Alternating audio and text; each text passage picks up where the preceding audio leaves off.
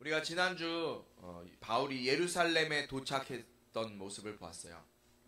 예루살렘에 도착해서 만난 사람들이 누구였어요? 바울이 야고보와 또 예수님의 형제였던 야고보, 예수님의 동생이었던 야고보와 몇몇 제자들, 형제들, 그리고 장로들을 만나서 간증을 했어요. 처음에 어떤 간증이에요?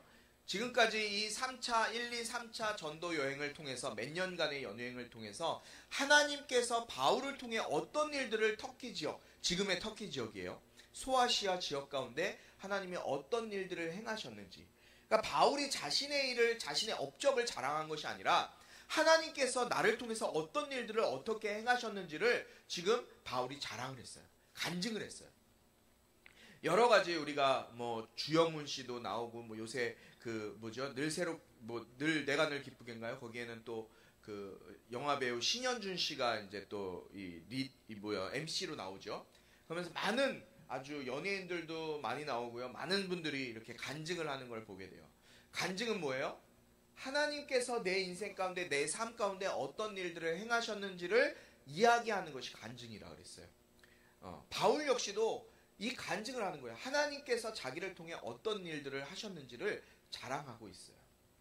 그리고 바울은 이 예루살렘에 자기에 대한 별로 좋지 않은 평판이 이 예루살렘 가운데 가득히 퍼져 있음을 사람들을 통해서 듣게 되죠. 그리고 그 평판, 오해, 사람들이 자신을 가지고 있는 이 오해를 불식시키기 위해서 그 예루살렘 교회에 나시린 서원을 했던 4명의 사람들과 함께 이 정결의식을 행하기 위해서 성전을 향해서 가게 돼요.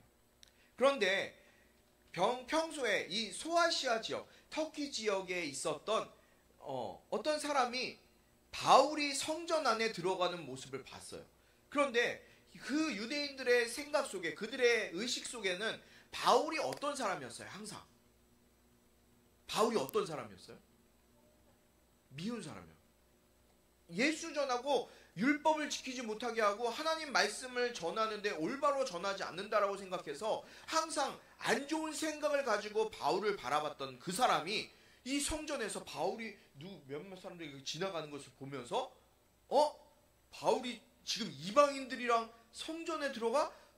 감히 이방인들이 성전에 들어가면 돌로 쳐져 죽여도 아무도 뭐라고 하지 않는데 지금 이방인을 데리고 들어가는 거야? 저거 안 되겠다. 저거 돌로 쳐 죽여야 되겠다. 그러면서 막 사람들에게 얘기를 하는 거예요. 여러분들 저기 보십시오. 저기 이방인, 우리 유대교를 힘들게 했던 바울이 지금 이방인을 데리고 성전으로 들어가고 있는 걸 보십시오. 얘기를 한 거예요. 그러니까 어떻게 했어요? 막 사람들이 예루살렘 성전에 소동이 나고 예루살렘 성전 문이 닫히고 바울을 향해서 바울을 잡아 두들겨 패고 폭력을 가해서 바울이 고통 가운데, 괴로움 가운데 이제 있게 되는 거예요. 그런데 하나님께서 그 바울을 그대로 놔둔 것이 아니라 어떻게 하셨어요? 로마 군인에게 그 장면이 목격되게 하신 거예요. 그래서 결국에 바울이 그 로마 군인들, 천부장에 의해서, 천부장은 지난번에 말씀을 드렸죠. 한 연대장급, 그러니까 군대에서도 아주 높은 계급에 있는 군 높은 계급에 있는 사람이 바울을 체포를 했어요. 그리고 감옥에 이렇게 팔에 착고를 채워서 그 로마 군인에 있는 그 병정 안에 있는 감옥으로 바울을 데려가는 그 모습을 보았어요. 여러분, 바울이 한 건 뭐밖에 없었어요? 복음 전한 것밖에 없잖아요. 예수님 전한 것밖에 없어요. 예수님 전했는데 어떻게 됐어요? 몰매 맞았어요. 사람들한테 두들겨 팼어요. 막 혼자 그냥 억울하게 매 맞는 거예요. 바울은 이렇게 하나님 말씀 전한 것밖에 없고 예수 전한 것밖에 없는데 매를 맞고 억울한 일을 당하고 감옥에 갔죠. 그런데요, 놀라운 사실이 뭐였다고 했어요? 바울이 가장 안전한 장소는 어디였어요? 거기서 예루살렘 성전이 제일 안전한 장소였을까요? 어디였어요? 바울의 가장 안전한 장소는 말도 되지 않게 감옥이 바울의 가장 안전한 장소였어요. 그런데 바울이 감옥에 가는 거예요. 왜냐하면 하나님께서 바울이 거기서 죽는 게 끝이 아니었기 때문에, 바울의 사명이 그것이 끝이 아니었기 때문에 바울을 로마에까지 보내는 것이 하나님의 계획이었기 때문에 하나님이 쓰시는 사람을 끝까지 지키시는 것을 보게 되는 거예요. 우리가 생각하는 것과는 전혀 다른 방법으로 하나님이 일하시는 거예요. 여러분들, 여러분의 삶 가운데 하나님, 내가 교회도 잘 다니고요, 예수님 잘 믿고요, 열심히 하는데 왜 나의 인생 가운데 이런 일이 생겨요? 왜 잘 안 풀려요? 이렇게 생각하시는 분들 계세요 혹시? 그런데요, 하나님의 방법은요, 우리가 생각하는 우리의 상식과는 전혀 다른 방법으로 하나님이 일하신다는 사실을 반드시 기억하시기 바라요. 하나님의 방법은 인간의 방법과는 달라요. 바울이 지금 만약에 감옥에 가지 않았다면 이 예루살렘 성전에서 맞아 죽었을 거예요. 그러나 하나님은 감옥에 갇히게 하시면서 바울을 로마까지 보내는데 전초 기지로 삼으시는 거예요. 여러분, 이렇게 체포된 바울이 오늘 어떤 행동을 하고 있는지 이제 오늘 말씀 속에서 나와요. 여러분 같았으면 어떤 행동을 할까요? 저와 여러분 같았으면 어떤 행동을 했을 것 같아요? 바울이 천부장에게, 천부장, 빨리 나를 감옥으로 빨리 데려가시오, 나 죽기 싫소, 막 이러지 않았을까요? 바울은 어떻게 했을까요? 오늘 말씀을 한번 보도록 하겠습니다. 오늘 말씀은요, 조금 길지도 모르겠어요. 21장, 지난주에 읽었던 37절부터 22장까지 말씀을 볼 텐데요. 먼저 21장 37절부터 40절까지 말씀만 함께 보도록 하겠습니다. 이 말씀은 살아계신 하나님 말씀입니다. 이 말씀을 교독할 텐데요. 제가 먼저 37절 읽겠습니다. 군인들이 바울을 병영 안으로 데리고 가려는데 바울이 천부장에게 제가 한 말씀 드려도 되겠습니까? 하고 물었습니다. 그리스 말을 할 줄 아시오?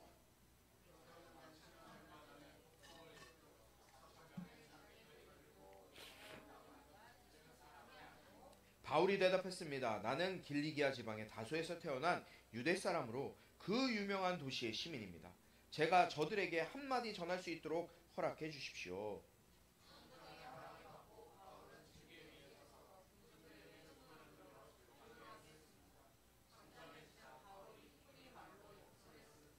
아멘. 바울이요, 천부장에게 이제 얘기하는데 무슨 말로 하냐면 이 천부장이 그 그리스 말로 하고 있어요. 그러니까 그리스 말이라는 거는 헬라어거든요. 그러니까 코인의 헬라어라고 그 당시에 그 그리스 지역과 헬라 지역에 다 공용되어졌던 언어가 바로 코인의 헬라어예요. 지금으로 따지면 영어와 비슷한 거예요. 그러니까 누가 지금 다스리는 어느 시대예요 지금? 로마 제국 시대예요. 로마 제국. 1세기는 AD 1세기경은 로마가 지배하는 시대예요. 이 아시아 지역과 그 다음에 유럽 대부분의 지역을 로마가 다 통치하던 시대였단 말이에요. 그러니까 그 로마인들이 사용하던 언어는 무슨 말이라고요? 코인의 헬라어라는 언어를 사용하고 있었어요. 그런데 이 바울이 코인의 헬라어를 가지고 이 천부장에게 얘기하는 거예요. 천부장이시여, 제가 영어로 얘기하는 거예요 지금. 천부장이 영어를 몰라요 제가. 천부장이시여, 지금 제가 이 사람들 앞에서, 군중들 앞에서 제가 한 말씀 해도 되겠습니까? 그러니까 천부장이 깜짝 놀라는 거예요. 왜냐하면 히브리어는 그냥 유대인들 조그만 그 민족이잖아요. 그냥 하나의 민족이니까 그 조그만 민족들이 쓰는 언어거든요. 그러니까 이 로마의 장교가 볼 때, 천부장이에요. 백부장도 아닌 천부장이 볼 때 헬라어를 사용하는 이 바울이 보통 사람이 아닌 거예요. 당신 헬라어를 쓸 줄 아시오? 그리스어를 할 줄 안단 말이에요? 그러면서 이 바울을 높이 평가하는 거예요. 그러니까 헬라어를 쓴다, 그리스어를 쓴다는 것은요, 어느 정도 교양을 갖췄다. 그러니까 문학을 배웠고 또 많은 지식을 갖고 있는 사람이라는 것을 나타내는 말이 바로 이 헬라어이기 때문에 헬라어를 쓰는 바울을 보면서 이 천부장이 놀란 거예요. 당신 헬라어를 쓸 줄 아네? 그리스어를 쓸 줄 아네? 이 사람 보통 사람이 아니네. 바울을 보는 눈이 싹 바뀐 거예요. 그런데 이 천부장의 머릿속에는 지금 누가 바울을 어떤 사람으로 생각하고 있었는지 오늘 말씀해 보니까 얼마 전에 이 로마 예루살렘에서 폭동을 일으킨 거짓 선지자가 있었어요. 이 이야기는요, 이 본문은요, 성경에만 기록되어 있는 게 아니라요, 요세푸스의 역사서에도 지금 기록되어져 있어요. 이 요세푸스의 역사서는요, 이 중세기 이때 예수님이 살고 또 초대교회가 세워졌던 시대에 쓰여졌던 요세푸스라는 역사학자가 쓴 책이거든요. 그런데 그 책에도 뭐라고 기록되어 있냐면 AD 45년에서 57년 사이에 이 예루살렘 지역에 4만 명 정도의 이 자기 신도들을 거느린 거짓 선지자가 있었어요. 그런데 그 거짓 선지자가 막 사람들을 선동한 거예요. 그 자기를 믿도록 하고 자기를 믿지 않는 사람들에게 막 대적하고. 그런데 그것도 웃겼던 것은 여기에 보니까 오늘 이 천부장이 뭐라고 얘기했냐면 4,000명이나 되는 자객들을 보내서 지금 그 소동을 일으켰던 그 사람이 당신이 아니오? 라고 물어보죠. 정말로 그 요세푸스의 그 역사서에 보면요, 그 거짓 선지자가 데리고 다니던 그 특별 부대가 있었어요. 그런데 그 특별 부대의 인원이 한 4,000명 정도 됐대요. 그러니까 그 사람을 지금 이야기하는 거예요. 바울을 그런 어떤 폭도, 그러니까 거짓 선지자와 폭도로 지금 생각하고 있었는데 그 사람은 히브리 사람이었거든요. 그래서 똑같이 바울도 히브리 사람이니까 지금 이 천부장의 생각 속에 그 사람이 이 사람이니까 내가 이 사람을 잡아가면 나는 로마로부터 큰 어떻게 공을 세운 거잖아요. 전과 있는 사람을 잡아들였으니까 큰 공을 세우게 되니까 자기도 이제 승진할 줄 알고 이제 기분이 좋았던 거겠죠, 처음에. 그런데 지금 당신이 그 사람이 아니요? 라고 물어보니까요, 바울이 자기에 대해서 이제 소개를 하는 거예요. 그런데 바울이 어떻게 소개하냐면 이 천부장에게 정중하고도 강조하는 말로 표현하는 거예요. 자기의 신분을 뭐라고 밝혀요? 나는 길리기아 다소 출생입니다. 길리기아의 다소라는 곳에서 태어난 사람이에요. 당신들이 아는 그 유명한 도시였던 다소 사람입니다. 얘기하는 거예요. 다소라는 지역은 어디냐면요, 이 소아시아 지역의 가장 밑에 쪽에 있는 지역인데요. 여기가 로마의 식민지였어요. 로마 지역. 로마의 식민지라기보다는 이 당시에 1세기와 2세기경에 로마의 도시 중에 한 도시가 바로 이 다소 지역이었어요. 그러니까 이 다소에 산다는 얘기는 뭐예요? 로마인이란 얘기예요. 로마 시민. 그러니까 로마 시민권을 따기에는 굉장히 어렵거든요, 당시에는. 왜냐하면 로마가 어마어마한 강한 대국이고 넓은 영토를 차지하기 때문에 로마 시민이 된다는 것은 로마의 도시 사는, 정말 로마의 그 나라에 살던 사람들만 시민권을 부여했는데, 이 바울이 그 로마 시민권을 따는 다소 사람이라는 것은 바울에게 어마어마하게 큰 메리트였던 거예요. 그러면서 이 바울이 나는 다소 사람입니다. 길리기아의 다소에서 태어난 사람입니다. 헬라의 큰 중심지였고 헬라 문화의 중심지였던 그 다소, 큰 대학이 있었고요, 로마의 한 지역을 담당하는 이 다소 사람이었다고 얘기하는 거예요. 태어난 것은 내가 다소예요. 그러니까 나는 로마 사람이요. 그런데 나는 로마에서 태어났고 자란 것은 이곳입니다. 이곳이 지금 어디예요? 예루살렘. 지금 예루살렘에 와서 자라났다고 얘기하는 거예요. 그러니까 두 가지 국적을 갖고 있는 사람. 지금 우리나라는 이주 국적 돼요, 안 돼요? 안 되잖아요. 한국인이면서 미국 국적 가지고 있을 수 있어요, 없어요? 없어요. 하나만 가질 수 있어요. 그런데 바울은 이 두 가지 국적을 다 갖고 있는 사람처럼 보이는 거예요. 그러니까 로마 시민이면서 예루살렘에 살던 유대인이었고 엄청 그러니까 잘 나가는 사람이었던 거예요. 그렇게 자기는 이 유명한 도시에서 태어났고 또 이곳 예루살렘에서 자랐던 사람입니다. 유대인입니다. 라면서 자신의 위치와 자신의 백그라운드에 대해서 이 천부장에게 막 설명하는 거예요. 그런데 설명하면서 바울이 뭘 설명하냐, 뭘 얘기하냐, 뭘 요구하냐, 40절에 보니까 뭐라고 요구해요? 39절에 저들에게 한마디 전할 수 있도록 허락해 주세요 라고 얘기해요. 저 같았으면요, 바울의 입장이었으면은 나는 빨리 감옥으로 데려가 주세요, 안전하게, 이렇게 얘기했을 것 같은데 바울은요, 지금 자기를 죽이려고 하는 사람들이 막 몰려있는 거기 앞에서 천부장에게 부탁을 하는데, 제가요 지금 저 사람들에게 이야기할 수 있는 기회를 좀 주세요 라고 얘기를 하는 거예요. 그러니까 이 천부장이 바울의 얘기를 가만히 들어보니까 이 사람이 보통 사람이 아닌 것 같은 거예요. 그래서 단상에 세우고 허락해요. 그래요. 한번 당신이 하고 싶은 이야기를 해보십시오 라고 허락하는 거예요. 자기를 죽이려고 하는 폭도들, 유대인 폭도들을 향해서 바울은 뭐 하려고 하는 거예요 지금? 뭐 하려고 할까요? 내가 억울함을 얘기할까요? 바울은 뭘 얘기하러 왔을까요? 바울이 뭘 얘기할 것 같아요? 바울은요, 복음을 전할 생각밖에 없었던 거예요. 자기를 죽이려고 하는 그 많은 사람들 앞에서 복음을 전하려고 하는 거예요. 그리고 층계 위에 올라서서 군정들에게 손을 흔들어서 여러분 제발 좀 조용히 하세요. 조용히 좀 하세요. 막 시끄럽게 막 떠드니까 사람들을 조용히 시켜요. 그리고 나서 이 유대인들 앞에서 이번에는 어떤 언어로 얘기해요? 히브리어로 얘기해요. 유대인들이 알아들을 수 있는 말로 이제 얘기하는 거예요. 그러니까 언어에 도통한 사람이에요. 헬라어도 썼고 히브리어도 썼고. 그런데 여기서 이야기하는 히브리어는요, 지금 이야기하는 히브리어가 아니라 아람어라고 얘기해요. 여러분 혹시 패션 오브 크라이스트라는 영화를 보신 분 계세요? 봤어요, 동민이? 패션 오브 크라이스트? 나 패션 오브 크라이스트 봤다. 준묵이 봤어요? 못 봤어요? 아직 어리죠. 어린 친구들은 보지 마세요. 민성이 어렸을 때 은정 사모님이 조금 보여줬다가 지금도 십자가 하면 막 울어요. 무섭다고. 거기에서 나오는 말이 아람어예요. 아람어. 그러니까 그때 당시에 히브리 유대인들이 썼던 언어는요, 우리가 지금 알고 있는 히브리어가 아니라 아람어거든요. 근데 그 아람어로 지금 층계에 올라서서 바울이 이야기를 하고 있는 거예요. 연설을 하고 있는 거예요. 어떤 말을 연설할까요?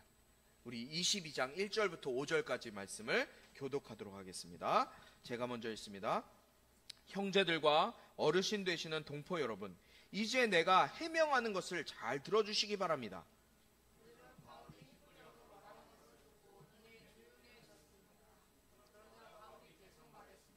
나는 길리기아 지방의 다소에서 태어난 유대 사람이지만 이 도시에서 자랐습니다. 나는 가말리엘의 지도 가운데 우리 조상들의 율법으로 엄격한 훈련을 받았고 오늘 여기 모인 여러분 못지않게 하나님께 대한 열심이 있었습니다.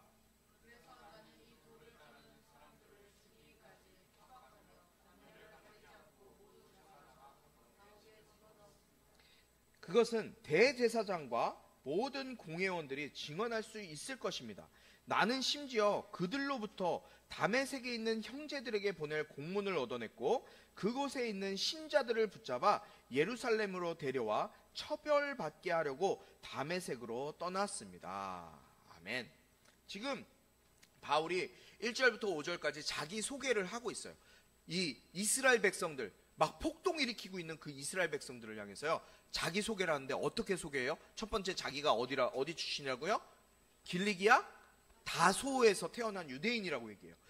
내가 로마의 그 유명한 도시에서 태어났지만 나는 유대인입니다. 그리고 이 예루살렘 도시에서 자랐습니다. 자신의 출생 신분을 먼저 밝혀요. 그러니까 이들이 유대인들의 마음속에 출생 신분이 같으면 어떨까요? 우리도 우리나라에 많이 연연하는 이게 영향을 주는 게 있잖아요. 뭐예요? 학연, 지연, 이게 유명하잖아요. 그러니까 내가 같은 동네 사람이야. 군대에서도요, 우리 동네 살았다 그러면요, 그냥 잘 봐줘요. 같은 지역이다 그러면 잘 친하게 잘해줘요. 저는 같은 지역 사람이 한 명도 없더라고요. 찾기가 얼마나 어려웠는지. 제가 이거 뭐 여담이지만 군대에서요, 서울 산다 그랬다가 고참들한테 두들겨 맞았어요. 거짓말한다고. 강원도 촌구석에 살 것 같이 생겨갖고 어디 네가 서울 사람이야 이러면서 진짜 막 전투화가 막 끝에서 막 날라와. 같은 지역 사람이면은 잘 봐주는 게 있어요. 여기도 마찬가지였을 거예요. 그러니까 바울이 굉장히 지혜로웠던 것 같아요. 그래서 나는요, 다소에서 태어났지만 나는 유대인이고요. 지금 여러분들이 살고 있는 이 예루살렘에서 저도 지금 살았어요. 지금까지 잘 살았어요. 그런데요, 제가 그것뿐만이 아니라요, 저는 가말리엘의 지도를 받아서 엄격한 율법 훈련을 받았던 사람이에요. 그러니까 지금 누구에게 얘기하는 거예요, 바울이? 여기 다 누가 있어요? 여러분들이?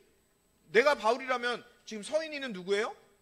유대인이에요. 유대인. 유대인들 율법에 잡혀 살고 있는 사람들이란 말이에요. 그런데 바울이요, 나도 당신 같은 유대인이고요, 나는요 그뿐만이 아니라요 가말리엘의 문화에서 공부했던 사람이에요 라고 얘기하는 거예요.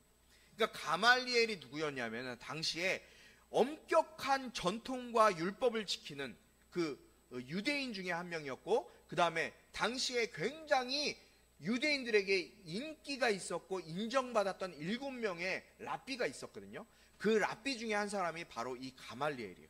그러니까 가말리엘의 밑에서 배웠다라는 유대인이면요 어마어마하게 높은 위치에 있었던 사람인 거예요. 아무나 가말리엘의 학업, 가르침 아래 들어갈 수 없는 거예요.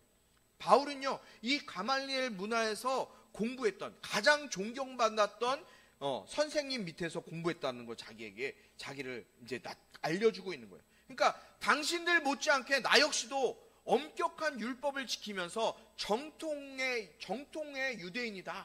유대인이다 라는 것을 이제 설명하고 있는 거예요. 그런데 이제 그것뿐만 아니라 이제는, 지금까지는 좋은 모습들을 소개를 해요. 그런데 이제 세 번째는 뭘 소개하냐면요,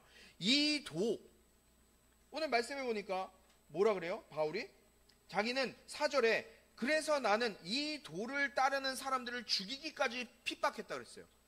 이 도를 따르는 사람들을 죽이기까지 핍박했다는 것은 어떤 거예요? 누구를 따르는 사람들을 핍박한 거예요, 바울이? 이 도는 바로 예수 그리스도를 따르는 사람들, 그 사람들을 죽이기까지 위해서 남녀노소 구분하지 않고 그들을 잡아다가 가두는 일에 열심을 냈다. 난 당신들이 하나님 앞에 열심히 있지? 나는 당신들의 그 열심보다 더한 열심을 가지고 살았던 사람이야 라면서 바울이 자기 자신을 소개하는 거예요. 훨씬 더 열심히 있었음을 강조하는 거예요. 그리고 바울은 그런 것을 통해서 스데반 집사를 죽일 때 사람들이 내 발 앞에 자기들의 옷까지 벗어놨다는 것까지도 이야기를 하는 거예요. 이 사실은 제사장과 또 여기에 있는 모든 공회원들이 다 증인돼서 그거는 거짓말이라고 얘기할 수 없을 거예요 라고 이야기해요. 그리고 다마스커스에 있는 예수 믿는 사람들을 잡아 가두기 위해서 제가요 공회에서 이 추천서를 받아서 다메섹으로 가는 그 길까지도 제가 갔던, 그 열심히 있었던 사람입니다 라고 얘기를 하는 거예요. 거기까지가 이제 자기 소개예요. 1절부터 5절까지. 자, 우리 6절부터 13절까지를 또 한번 같이 교독하도록 하겠습니다. 제가 먼저 읽습니다. 내가 다메섹에 가까이 다다르자 정오쯤 됐는데 갑자기 하늘에서 밝은 빛이 내 주위를 둘러 비추었습니다.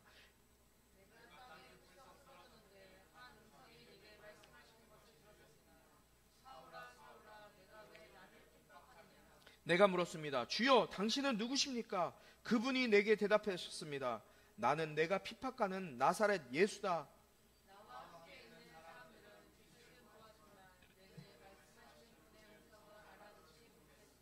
내가 물었습니다. 주여, 제가 어떻게 해야 합니까? 주께서 말씀하셨습니다. 일어나 다메섹으로 들어가거라. 거기서 내가 할 일을 모두 일러줄 것이다.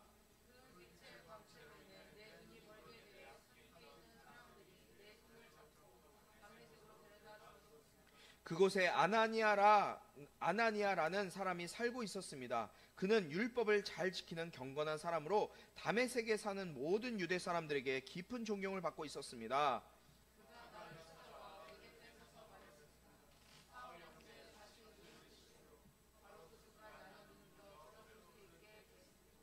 아멘. 6절부터 지금 13절까지는요 바울이 다메섹 도상에서 부활하신 예수님을 만난 장면이 이제 소개되고 있어요. 이제 바울이 다메섹으로 가는, 이제 유대인들을 잡아서 가둘 그 추천서를 가지고 다메섹으로 가는 길이었어요. 근데 정오쯤 됐어요. 정오는 몇 시게요? 정오가 몇 시예요? 에? 동민아, 정오가 몇 시일까? 정오가 몇 시일까? 정오 밤 12시? 낮 12시예요. 정오는 낮 12시예요. 자, 지금 이곳 낮 12시라면요. 사람들이 다니지 않아요. 너무너무 뜨거운 날씨이기 때문에. 우산을 쓰고 양산을 쓰고 이렇게 다녔을까요? 그러진 않았을 것 같아요.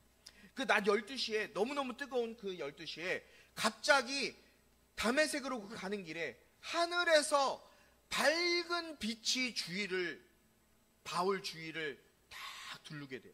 그런데 그 바울 주위에요. 바울 혼자만 있었던 게 아니라요. 어떤 많은 사람들이 같이 있어요. 바울과 함께 예수 믿는 사람들을 잡으러 가던 많은 사람들이 함께 있었어요. 그 사람들 앞에 태양빛보다 더 빛난 빛이 팍 비치는 거예요. 한번 생각해보세요. 상상을 해보세요, 여러분들. 지금 낮이 엄청 뜨거워요. 햇빛이. 지금 우리 30점도 엄청 뜨겁잖아요. 한국도 지금 막 정신없이 낮이 막 30도까지 올라가고 6월달인데 벌써 막 이러잖아요. 그런데 이게 지금 여기 이 팔레스타인 지역은 말할 것도 없는 지역이에요. 여러분들 8월에 가면 기본 44도, 40 막 이렇게 기본이에요, 거기는. 햇빛이 막 내려지고 있었단 말이에요. 그런데 그때 그 태양빛보다 더 밝은 빛이 팍 바울 가운데, 또 바울과 함께 했던 그 사람들 가운데 빛이 확 비치는 거예요. 그러면서 하늘에서 소리가 들립니다. 어떤 소리가 들려요? 7절에 보니까 사울아 사울아 내가 왜 나를 핍박하느냐? 9장 7절에 바울이 고백했던 말이 있죠. 사울아 사울아 내가 왜 나를 핍박하느냐? 사울에게 주님이 찾아와서 말씀하죠. 왜 나를 핍박하니? 너 왜 나 핍박하는 거야? 그러니까 바울이 놀라서요. 눈이 부시니까 가리고 주여 누구십니까? 주여 누구십니까? 주님의 음성이 또 들립니다. 나는 네가 핍박하는 나사렛 예수다. 네가 핍박하는 나사렛 예수다. 바울과 함께 있었던 사람들은요, 이 빛은 봤어요. 태양보다 너무 밝은 빛이 확 비춰오는 빛은 봤는데 지금 이 소리는 듣지 못했어요. 바울 혼자만 명확하게 듣게 된 거예요. 10절에 보니까 바울이 뭐라고 얘기해요? 이 사실을 내가 누구냐고 물어봤지? 나는 네가 핍박하는 나사렛 예수야. 바울이 예수님을 만나고 어떻게 됐습니까? 10절에 바울이 주여 제가 어떻게 해야 합니까? 라고 오히려 주님 앞에 물어요. 여러분 이 말뜻이 무엇일까요? 주여 제가 어떻게 해야 합니까?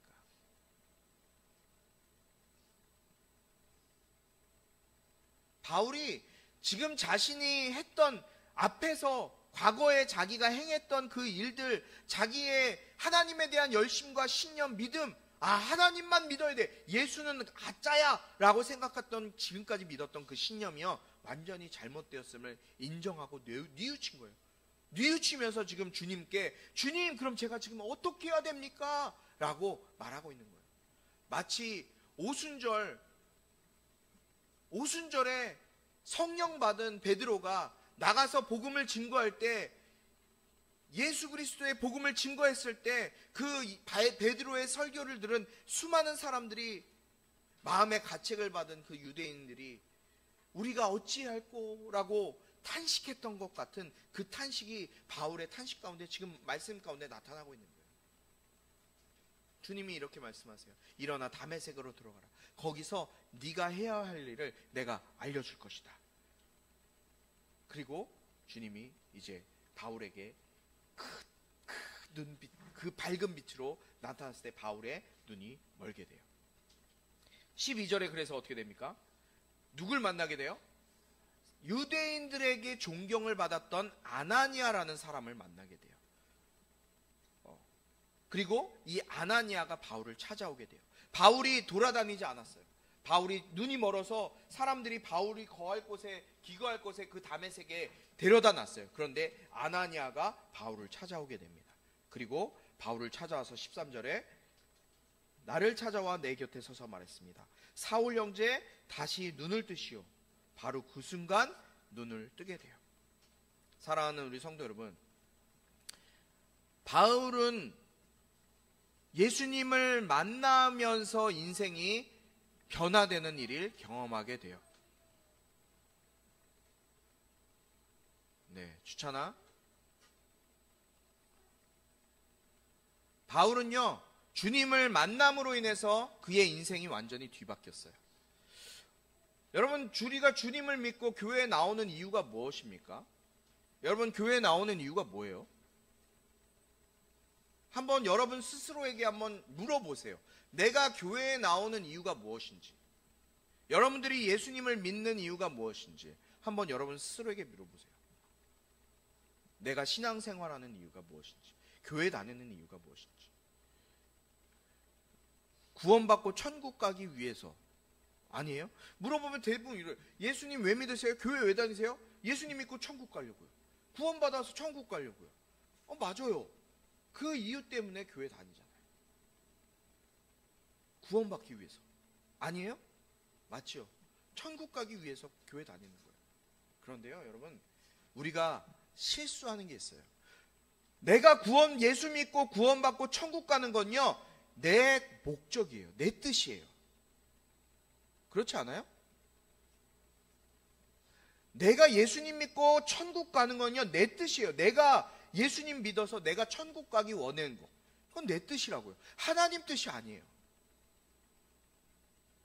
나를 선택하셔서 예수 믿게 하신 그럼 주님의 뜻은 무엇일까요?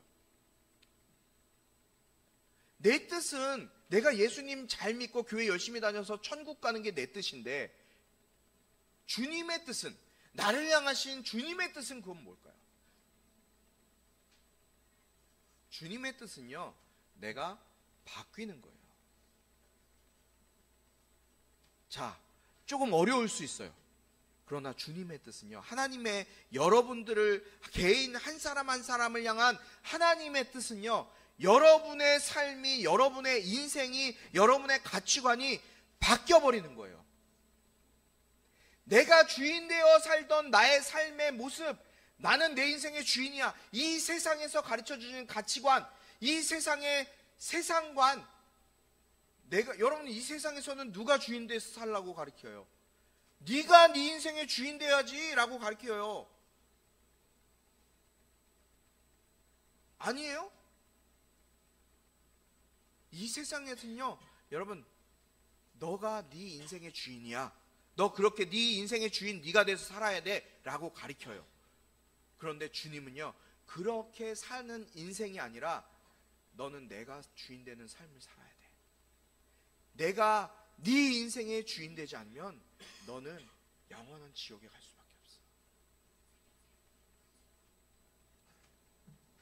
바뀌는 거예요. 내가 내 삶의 주인 되어 살던 그 삶의 주인을 주님께로 내어놓는 것이 주님의 뜻이에요. 그래서요, 여러분, 침례 받을 때 원래는 이거 정확하게 물어봐야 돼요. 침례 받을 때 여러분 구원 받았습니까? 이 질문을 합니다. 당신 구원 받았습니까?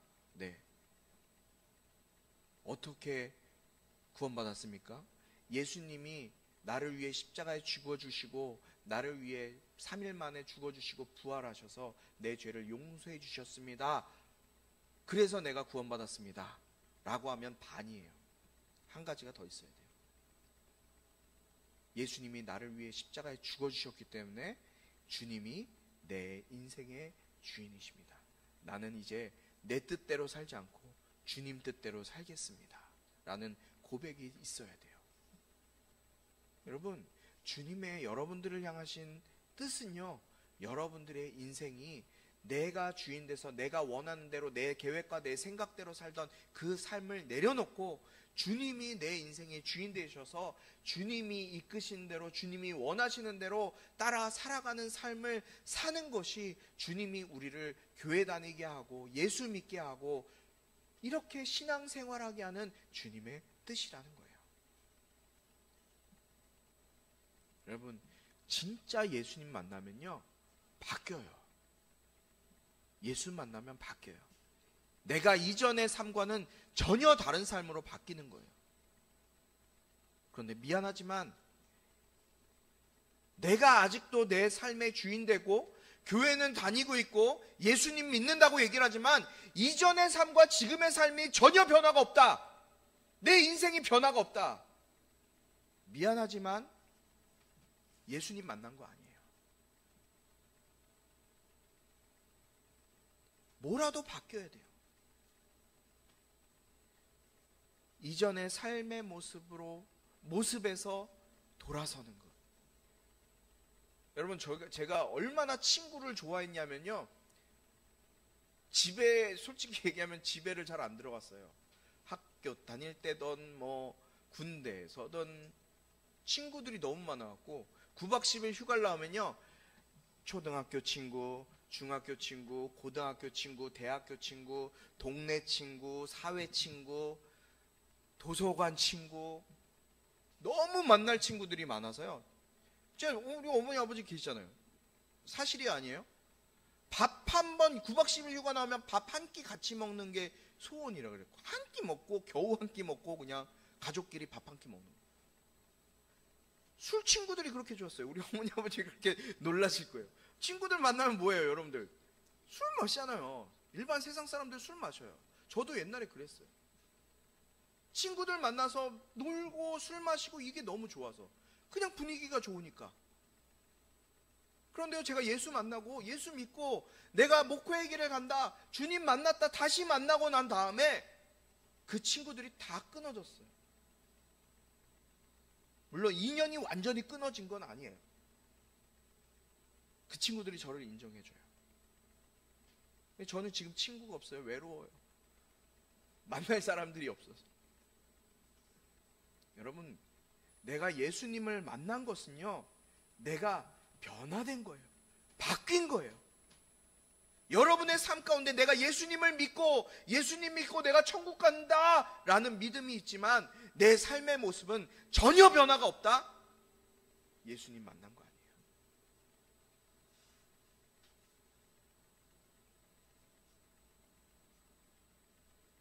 아직도 예전의 삶의 모습으로 그대로 나의 삶이 살아가고 있다면 여러분, 그 생활을 주님께로 돌릴 수 있게 되길 주님의 이름으로 축복합니다. 주님이 내 인생의 주인 되어 주실 때에만 내 안에 생명이 들어올 수 있고 내가 진짜 그리스도인이 될 수 있는 거예요. 여러분, 저 뒤에 저기 방송실 앞에 있는 저 바나나 잎 보이세요? 저게 바나나 나무 잎이래요.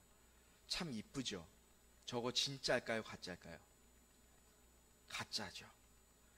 진짜와 가짜는 어떻게 구별할 수 있을까요? 생명이 있어요. 가짜는요, 진짜 같아 보여요. 진짜 같아 보여요. 그런데 저기서 생명이 없어서 열매를 맺을 수가 없어요. 그런데 진짜는요, 아무리 그 모습 같아 보이지 않아도요, 생명이 있고 열매를 맺어요. 그리스도인도 마찬가지예요. 그리스도인도 마찬가지예요. 아니, 목사님, 뭐 몇 명 되지도 않는 교인들 앞에서 왜 이런 말씀하십니까? 마음에 상처받는 사람도 있을 것 같은데 왜 그런 말씀하세요? 축복의 말씀, 좋은 말씀만 하시지 왜 이런 말씀하세요? 그러나요, 여러분, 저는 우리 꿈꾸는 교회 어린 친구들일지라도 이 한 사람, 여러분 한 사람 한 사람이 가짜 그리스도인이 아니라 진짜 그리스도인이 되길 원해요. 여러분 안에 예수 그리스도의 생명이 담아져 있는 진짜 그리스도인, 예수님 만나서 정말 변화된 인생으로 하늘의 소망을 품고 여러분들을 사람들이 만날 때마다 이 사람은 예수님 만나서 정말 뭔가 변했구나.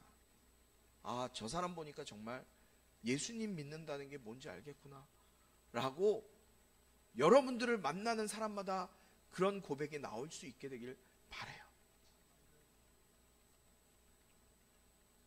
교회 다니고 예배 드리는 것, 그냥 그것에 만족해서 사는 건 내 마음의 위로를 받기 위한 것이지 주님의 뜻을 이루기 위한 것이 아니에요. 저는 여러분 한 사람 한 사람이 진짜 성도 되길 바라요. 진짜 그리스도인이 되길 바라요. 여러분 안에 예수 그리스도의 생명이 흘러가게 되길 주님의 이름으로 축복해요. 우리 14절부터 21절까지 함께 교독하도록 하겠습니다. 제가 먼저 했습니다. 그러자 아나니아가 말했습니다. 우리 조상들의 하나님께서 당신을 선택해 그분의 뜻을 알게 하시고 의로우신 그분을 보게 하시고 그분의 입에서 나오는 음성을 듣게 하셨습니다.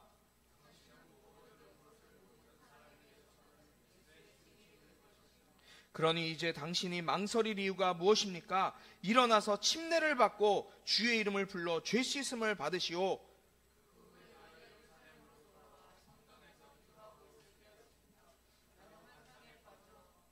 주께서 말씀하시는 것을 보았습니다. 서둘러 즉시 예루살렘을 떠나거라. 이곳 사람들은 내가 나에 대해 증언해도 받아들이지 않을 것이다.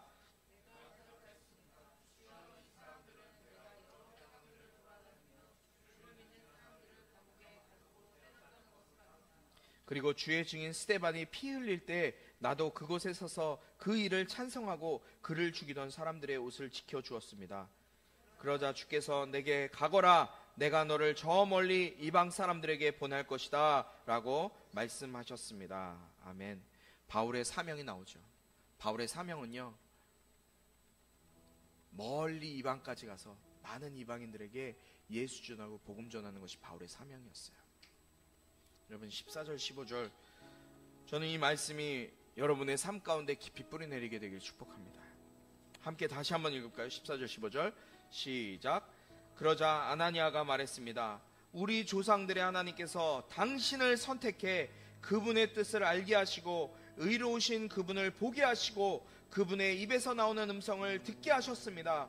당신은 보고 들은 것을 모든 사람에게 전하는 그분의 증인이 될 것입니다. 아멘. 여러분, 증인이 누구예요? 증인이 누구예요? 내가 보고 들은 것을 그대로 말하는 사람이 증인이에요. 여러분, 제가 아까 여러분 참 그리스도인 진짜 성도 되길 원한다 그랬죠. 예수님을 만난 사람 되길 원한다고 했죠. 예수님을 만난 사람은요, 하나님께서 내 인생 가운데 어떻게 일하셨고 어떻게 말씀하셨고 어떻게 행하셨는지를 체험하고 경험하고 듣고 말하는 사람이에요. 그것을 그대로 말한 사람이에요. 저는 여러분들이 예수의 증인이 되길 바라요. 바울과 같이 예수의 증인이 됐으면 좋겠어요. 내가 아직은 내 인생 가운데 주님이 어떻게 일하셨고 어떻게 행하셨는지, 이 세상 가운데 어떻게 역사하셨는지 명확하게 알지 못하지만, 그럼에도 불구하고 예수님께서 살아나셔서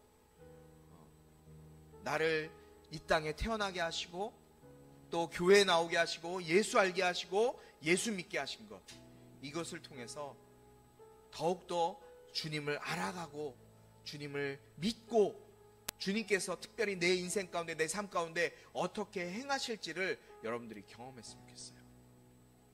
여러분, 이제 우리 7월달에 일본 선교 가죠. 뭘 전할 거예요? 여러분들이 뭘 말할 거예요? 한국어로도 못하면 일본어로도 뭘 할까요? 증인은요, 내가 보고 들은 것을 이야기해야 돼요. 우리가 전도하라 그래도 전도 못하는 이유가 뭐예요? 내가 배우고 듣고 내가 경험되어지고 내가 아는 게 없기 때문에, 경험한 게 없기 때문에, 체험한 게 없기 때문에, 들은 게 없기 때문에 전하지 못하는 거예요.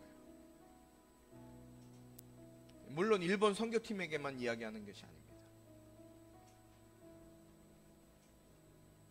여러분, 증인은 내가 경험하고 배우고 듣고 그대로 전하는 거예요.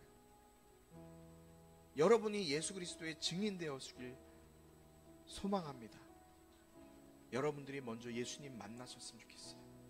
아직 내가 예수님을 인격적으로 만나지 못했고 예수님 성령님이 뭔지도 모르겠고 하나님이 정말 살아계신지도 모르겠고, 여러분 마음 가운데 아직 내가 주님 만나지 못했습니다. 많이 계실 거예요. 여러분 가슴에 이렇게 손을 얹어 보시겠어요? 눈을 감으시고 한번 가슴에 손을 얹어 보세요.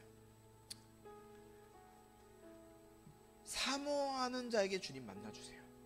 구하는 자에게 주님 주세요. 두드리는 자에게 열어주세요. 눈을 감아주세요. 죄송하지만 눈을 감아주세요. 여러분들 눈을 감고 여러분 손을 가슴에 손을 대세요. 그리고 눈을 감으시고 여러분 진지하게 여러분 지금 이 찬양을 통해서 같이 안 부르셔도 괜찮아요. 잘 모르시면 안 부르셔도 돼요. 같이 이 찬양을 들으시면서 여러분 마음 가운데 소망하세요. 주님, 내가 주님 알고 싶습니다. 주님 만나고 싶습니다. 주님 경험하고 싶어요. 주님, 내가 주님의 증인 되어지기 원해요. 예수 그리스도의 은혜와 하나님 아버지의 극진하신 사랑과 성령의 감화, 감동, 치유, 회복, 세워주심의 은혜가 이 시간 내가 내 인생의 주인이 아니라 그 주인의 자리를 주님께로 맡기고 예수의 이름으로 살기로 다짐하는 우리 모든 심령들 가운데, 온라인으로 예배하는 자들 가운데 지금부터 영원토록 함께하기를 축원하옵나이다. 아멘.